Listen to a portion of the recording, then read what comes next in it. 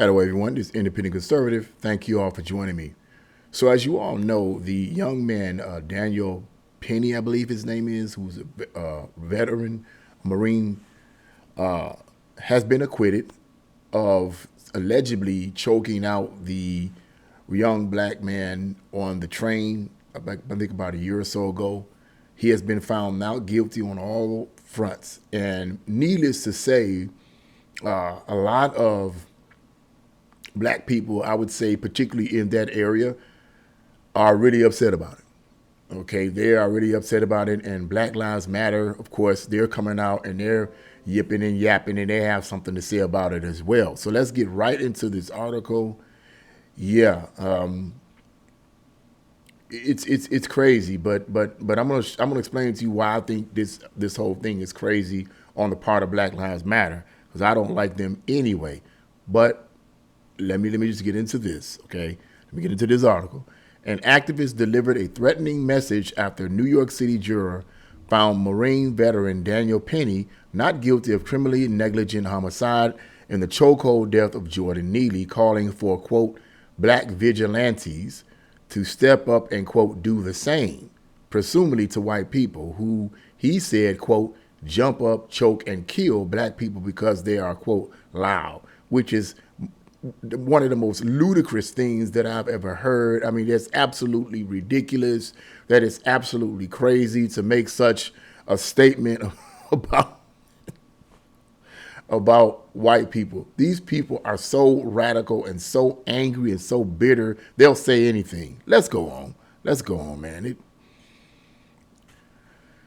The jury found Penny not guilty in the chokehold death of Neely, the latter of whom is described as a mentally ill man who was making threats on the subway. Penny moved to protect passengers and placed Neely in a chokehold. And, you know, I've seen that actually. And it's crazy, man. Let me go on. It's long because I'm not going to be triggered here myself, okay? Walter Hawks Newsom, who claims to be Neely's uncle, was in the courtroom throughout the process and unleashed his anger outside after the verdict. Though Newsom co-founded Black Lives Matter of Greater New York, BLM disavowed any relationship with him. Kaylee C. Scales, a managing director of Black Lives Matter Global Network, said in 2020. I don't believe that at all. I've seen this guy. As a matter of fact, I think it was Daily Wire invited him for an interview during either that year or the year after, or a couple of years after. I think it was Daily Wire that invited him in for an interview with Candace Owens and Brandon T. Tatum. And I remember seeing some of that. I remember listening to some of that. And this guy was just so bitter. And I remember his face. He's a part of Black Lives Matter. The only reason why Black Lives Matter and that area is talking about we have nothing to do with him is because they're fake and they're being found out that they're a fraud. And that's why they don't want to be associated with anybody they think is radical and all of that. Man, y'all fake. But let me go on. Don't nobody support y'all. Everybody else has vigilantes. We need some black vigilantes, Newsom proclaimed. This guy's a radical, man. Let's listen to what he supposedly said here.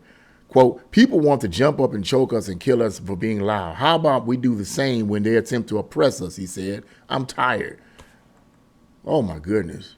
According to the Daily Mail, Newsom also appeared to threaten Penny after the verdict, shouting to him, quote, it's a small effing world, buddy. Newsom is wrong in his assertion that Neely was randomly targeted for his race or for merely being, quote, loud. Rather, Penny said Neely was actively threatening to kill people that day last year. Wow. The three main threats that he repeated over and over was, I'm going to kill you. I'm prepared to go to jail for life, and I'm willing to die, Penny said in the video released by his lawyers in the summer of 2023. So apparently this is what this guy that got choked out was saying. I mean, you saying these type of things, and you only, come on, man. I was scared for myself, but I looked around. I saw women and children. He was yelling in their faces. I didn't want to be put in that situation, but I couldn't just sit still and let him carry out those threats, he added, noting that he was not trying to kill the man. Some people say I was trying to choke him to death, which is also not true. I was trying to restrain him. You can see in the video There's a clear rise and fall on his chest, Penny noted. I didn't see a black man threatening passengers. I saw a man threatening passengers, a lot of whom were people of color, he added. So this is crazy, man. As Breitbart News reported, quote, the acquittal comes after jurors heard from more than 40 witnesses, including passengers who described Neely's terrifying outburst on the train before Penny approached him from behind and took him down at the Broadway station in the article. And I'm pretty sure some of those witnesses on the train were black that said these things about him, you know. But yeah, I just want to speak just a couple of minutes on. Well, first I want to say my prayers go out to the family members of the young man that lost his life. Okay, that lost his life. My prayer. I mean, I don't like to see anybody get their life taken or snipped out. I don't like to see it, bad, good, whatever. It's not good because that means that person has to deal with eternity. And that's why it's a problem, you know. That's why I'm like, I don't like to see that. But clearly, this is the way I see it, a case of self-defense, or rather defending other people from a man who was clearly mentally unstable. Okay, who was clearly determined to do harm to other people. Now, I wasn't there. Okay, I wasn't there. I don't know all the circumstances that went about it, but I'm pretty sure. I'm 100% pretty sure that this young Marine did not put this man in this hole here, this neck hole, because he was black. I don't believe that 1 minute. And for this Black Lives Matter guy, or this guy who associated with Black Lives Matter, because I know he is. I know he is. Don't lie to me. I bet you any amount of money that he's still associated with him. So I don't want to hear that. And if he's not, you still have the same radical mindset. This man, to say the things that he said, to say that, you know, we need to have black vigilantes get up and do the same thing, is clearly an emotional outburst.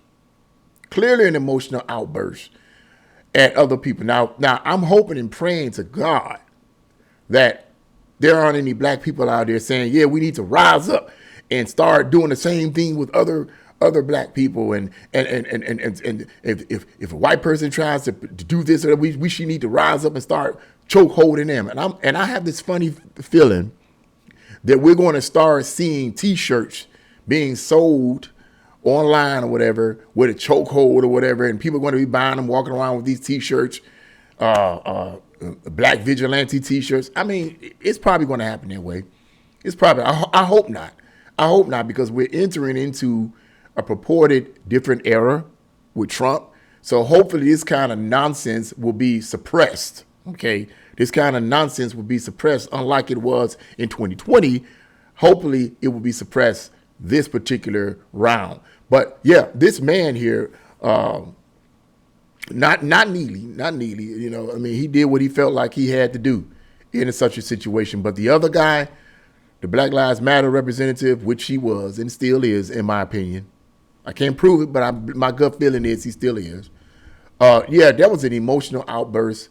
And bro, you need to sit down. You need to sit down, man. You need to sit down and stop being so emotional, because clearly this is a self-defense situation. White people are not going around arbitrarily choking people out because they're black. Stop it, man. Come on. What do I need to say about it? What I don't even need to really speak a lot on that. I really don't. If anyone believes something like that, then you're living in a bubble the size of is this small. You're living in a bubble this small if you believe that. Yeah, man, come on, please. And really, justice was done. Justice was done because it was clear from the juror's point of view that he did not do this. It wasn't negligence or anything. Something where it could have been, was it negligent homicide or something along that line. But from what I was hearing, one of my coworkers was telling me that he had this man in a chokehold for 6 minutes. And he was telling me, but he was telling me, he was like, he didn't have him in a chokehold for 6 minutes. He was holding him down for 6 minutes because it took the police that long to get there. It took them 6 minutes to get there, and he had to hold this man down. And In terms of a chokehold, I don't know. Look, I don't even know what that's supposed to be about. I mean, all I know is that a chokehold is not really what people think it is. And this is what I learned at the police academy. It's called a lateral vascular neck restraint. They kind of call it a chokehold, but it's not really a chokehold. It's a lateral vascular neck restraint. And what it's supposed to be is that your hand goes behind here, your other arm goes up here, and the purpose is to block oxygen in the veins right here. I forget what they call them. The purpose is to block the inflow of oxygen to the brain, which causes the person to black out. Oftentimes, if it's done long enough, it causes the person to black out. It doesn't kill them, but it restrains oxygen to the brain. It's called a lateral vascular neck restraint. A chokehold is when actual chokehold is when you are blocking air to the windpipe. So that's why it's important that when you're doing the lateral vascular neck restraint, you do it right. The jaw's supposed to go around these two veins right here, big veins, right? I think they call cortical veins, something like that. But anyway, and it's supposed to block the flow of oxygen to the brain, and that causes the person to black out. I know because we practiced it in the police academy, number one, but we didn't black each other out. No, not the police academy. We didn't practice it in the police academy. I'm sorry, not the police academy. We practiced it in my private security academy. In the private security academy, we practiced it. They taught us how to do that. Okay, in the police academy, it was banned, so we didn't do that anymore. You know, it's banned because it's a chokehold. People say that, but when your life is on the line, you're gonna use that chokehold. You say what you want to say, chokehold or whatever, but it's really a lateral vascular neck restraint. When you put that on that person, it restrains. When it's done right, it restrains oxygen to the brain, and they will black out, but they won't die. Okay. If they're dying from lack of oxygen up here, it's because they're doing the lateral vascular neck restraint wrong.